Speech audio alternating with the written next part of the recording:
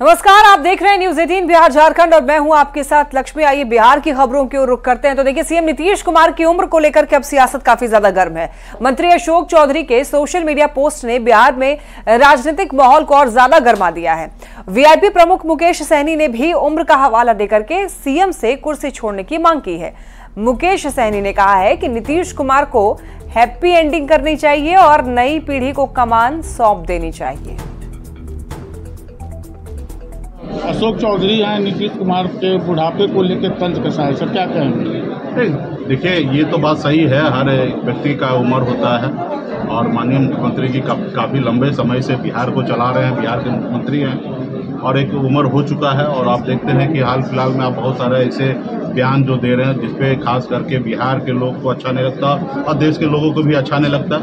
और एक उम्र के होने के बाद कह सकते हैं कि बहुत सारा चीज़ें होता है वो भूल जाते हैं, बहुत ऐसे चीज़ जो नहीं बोलना चाहिए वो भूल जाते हैं। तो मुझे लगता है कि उनको नई युवा पीढ़ी को कमान सौंपना चाहिए, बच्चे को आशीर्वाद देना चाहिए और निश्चित तौर पे हैप्पी एंडिंग करना चाहिए, रिटायरमेंट लेना चाहिए। ये तो हम लोग कह ही रहे हैं।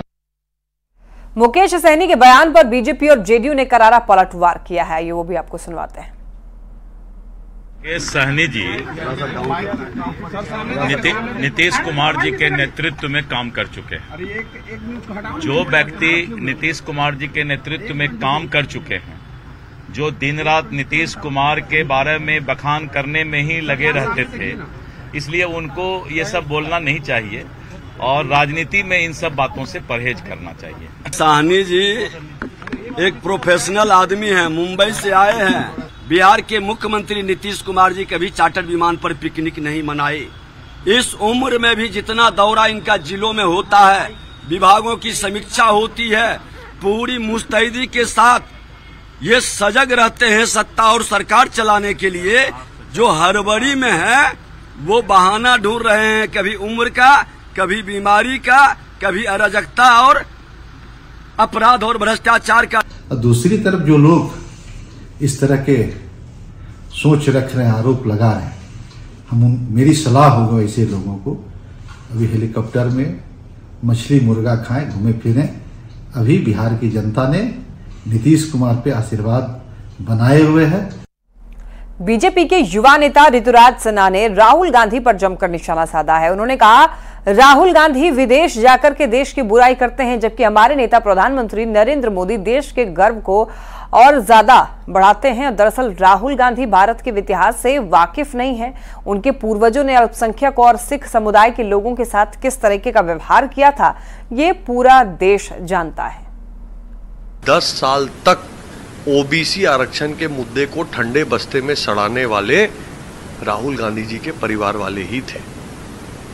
राहुल गांधी जी की समस्या ये है कि वो अपने इतिहास से खुद वाकिफ नहीं है और उनके एडवाइजर भी सही रूप से अपना रिसर्च करते नहीं हैं। इसलिए राहुल बाबा बिना हिस्ट्री जाने हुए कुछ न कुछ वक्तव्य देते हैं जो उनको नहीं करना चाहिए।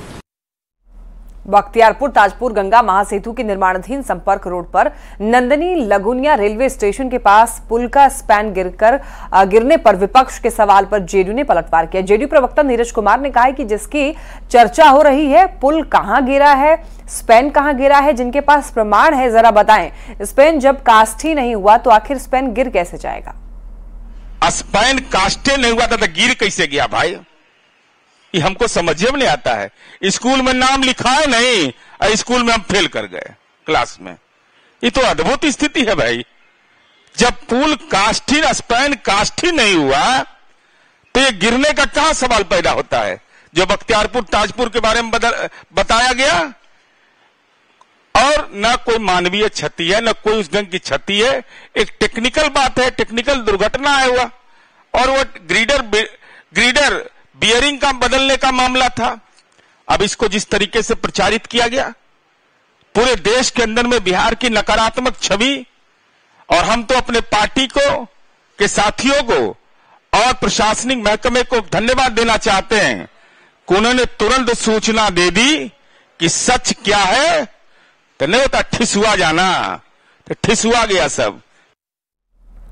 भागलपुर में बाढ़ से हालत खराब है। बाढ़ पीड़ित सरकार और जिला प्रशासन से लगातार मदद की गुहार लगा रहे हैं, तो वहीं अधिकारी जो हैं बाढ़ पीड़ितों से पंखा झुलवा रहे हैं। बाढ़ पीड़ितों की ओर से जब काजी कोरिया से राघोपुर तक बांध में हो रहे कटाव को रोकने के लिए सड़क जाम किया, तब खरीक के बीडीओ राजीव कुमार मौके पर पहुंचे और लोगों को समझा बुझाकर जाम खत्म करवाया। और इसके बाद बीडीओ साहब गर्मी से परेशान होकर के एक ग्रामीण से पंखा झुलवाते हुए नजर आए। लेकिन तस्वीरों में अभी आप देख सकते हैं अधिकारी आए तो थे लोगों की मदद करने, लेकिन मदद की बजाय उनसे ही सेवा करवाते हुए दिखे।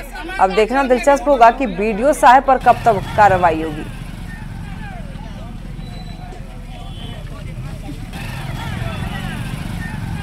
देखिए, ये तस्वीरों में आप साफ तौर पर देख सकते हैं कि वीडियो जो है वो चल रहे हैं और उसके पीछे पीछे एक व्यक्ति पंखा झेल रहा है। साथ ही देखिए यहाँ पर बैठे हुए हैं, तब भी एक व्यक्ति पंखा झेलते हुए नजर आ रहा है। गर्मी से परेशान होकर के पंखा झिलवाते हुए नजर आ रहे हैं। ये अधिकारी यहाँ पर आम जन के सेवा के लिए पहुंचे थे, लोगों की समस्या को समाधान दिलाने के लिए पहुंचे थे, लेकिन देखिए यहाँ पर खुद ही परेशान दिख रहे हैं। अब जो अधिकारी खुद परेशान हो वो क्या लोगों की समस्या का समाधान करेगा। भागलपुर के नवगछिया में बीडीओ की ओर से बाढ़ पीड़ितों से पंखा झलवाने पर कांग्रेस विधायक अजीत शर्मा ने नाराजगी जताई है। उन्होंने पूरे मामले पर सरकार और प्रशासन से कड़ी कार्रवाई की मांग की है।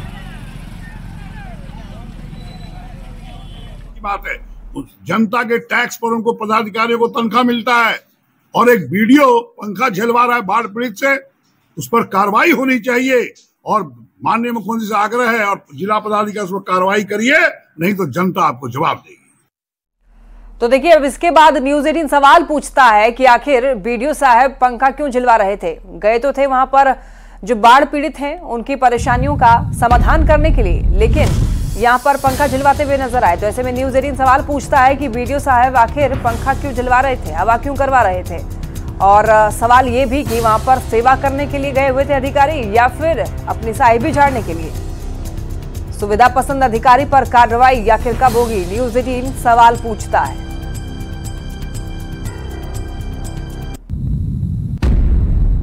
गंगा के बड़े जलस्तर की वजह से पटना से सटे दियारा इलाके में अभी भी बाढ़ जैसे हालात हैं, जिसकी वजह से वहां के रहने वाले लोगों को काफी परेशानी हो रही है, काफी दिक्कतें हो रही हैं, जिसको देखते हुए बीजेपी नेता ऋतुराज सिन्हा ने कई परिवारों को फूड पैकेट बांटा। साथ ही कहा है कि हम इस छोटी सी कोशिश के जरिए हमारे पूर्वज दीनदयाल उपाध्याय के अंत्योदय योजना के सपने को साकार करना चाहते हैं।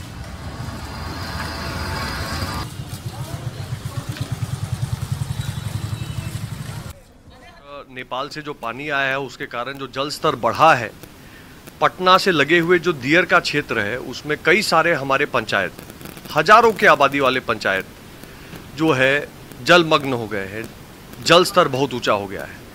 वहाँ पर 2-2 घंटे लोग नाव से चल के आ रहे हैं अपने लिए राहत का सामान खरीदने के लिए।